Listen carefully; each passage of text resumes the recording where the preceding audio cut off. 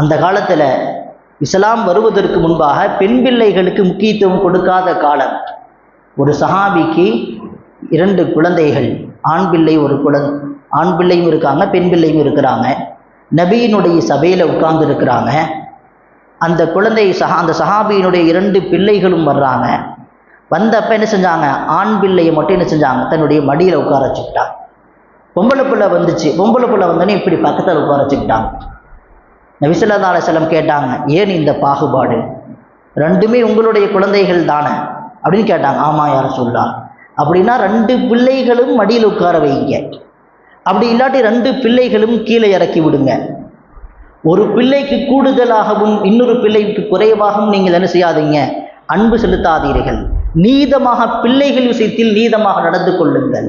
நீங்கள் எதை பிள்ளைகளுக்கு வாங்கி கொடுத்தாலும் சரியாக வாங்கி கொடுங்கள், ஏற்றத்தாழ்வு காட்டாதீர்கள் என்று சொன்னவர்கள் ஸல்லல்லாஹு அலைஹி வஸல்லம். அவங்க எல்லாவற்றுக்கும் முன்மாதிரி இருக்குது. ஸல்லல்லாஹு அலைஹி வஸல்லம் எப்படி நடந்துக்கிட்டாங்க பிள்ளைகளுடைய விஷயத்தில். ஸைனப் ரலியல்லாஹு அன்ஹா இரண்டாவதாக பிறந்த பெண் குழந்தை இருக்காங்க, ஸைனப் ரலியல்லாஹு. அவங்களுக்கு 2 குழந்தைங்க. முதலாவது குழந்தை அலின்னு பேர் வச்சாங்க. குழந்தையாக இருக்கும்போதே முதல் பேர குழந்தை வஃபாத்தாயிடுறாங்க. இரண்டாவதாக ஸைனப் ரலியல்லாஹு அன்ஹாவுக்கு உமாமான்னு சொல்லி ஒரு பொம்பளை பிள்ளை. அந்த பொம்பளை பிள்ளை எப்படி நபியோடு விளையாண்டுருக்கிறாங்க. ஸல்லல்லாஹு அலைஹி வஸல்லம் அவர்கள் தொழுகும் போது அவங்க மேலே ஏறி உட்கார்ந்துக்குவாங்களாம். சஜிதாவில் இருக்கும்போது மேலே ஏறி உட்கார்ந்து கொள்வார்கள். இப்படி ஸல்லல்லாஹு அலைஹி வஸல்லம் அவர்கள் தொழுகைக்கும் இடையூறாகாமல் பிள்ளையும் அவர்கள் அன்பாக அவர்களோடு விளையாடி இருக்கிறார்கள், அன்பு செலுத்தி இருக்கிறார்கள், அவர்களோடு பேசி இருக்கிறார்கள். இன்றைக்கு பேசுவதற்கு நேரம் இல்லை. எத்தனையோ தகப்பன்களுக்கு நேரம் கரெக்டாக இருக்குதுங்க.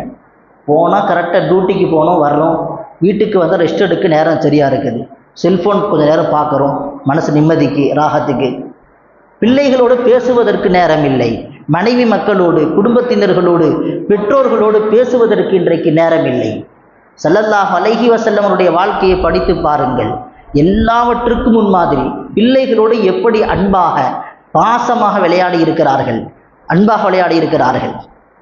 ஸல்லல்லாஹு அலைஹி வஸல்லம் அவர்கள் மக்கா வெற்றியின் போது முதல் குழந்தை ஹஸரத் ஸைனப் ரலியல்லாஹு அன்ஹா அவங்களுக்கு பிறந்த குழந்தை அலி அவங்க சின்ன பிள்ளையாக இருக்கும்போது அவர்களை தூக்கி வைத்து கொண்டு மக்காவிற்குள் நுழைந்தார்கள் என்று பதிவாகி இருக்கிறது.